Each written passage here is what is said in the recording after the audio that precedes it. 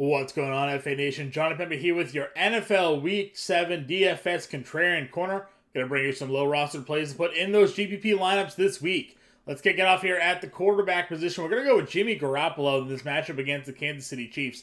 We're looking at a 48.5 game total here. It's one of the highest on the board.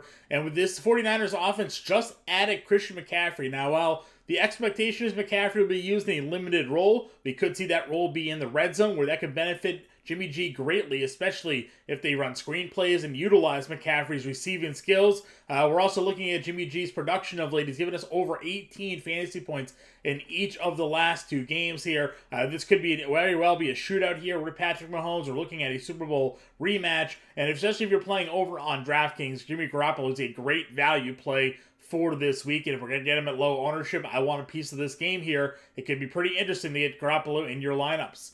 At the running back position, we're going to go with Derrick Henry here in this matchup against the Indianapolis Colts. Fresh off a bye weekend at home, Henry has rushed for over 100 yards in each of the last two games. One of those two games came against this very Colts defense, 114 yards and a score for Henry in that game. We know as the weather gets colder in the during the NFL season, especially as we get to October, November, you look historically at the Derrick Henry game logs, he starts to get stronger. I'm looking at him potentially. It's a nice pivot off of Austin Eckler this week, as nobody's really looking to spend up at the running back position. He could very well lead the day in rushing yards. And of course, it's hard not to like his recent usage in the passing attack as well. We're going to go with Derrick Henry here as our contrarian running back play of the week.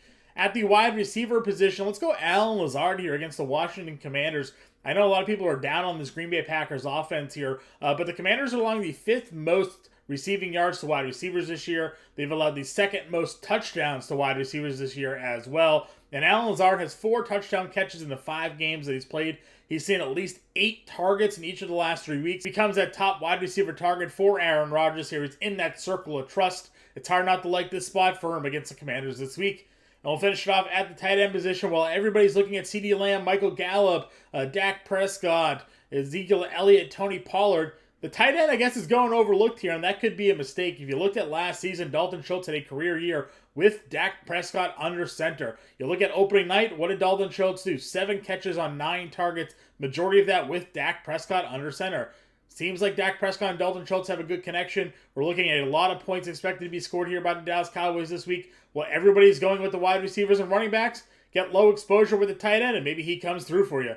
That wraps up the Week 7 Contrarian Corner, everybody. Good luck. Let's go make some money.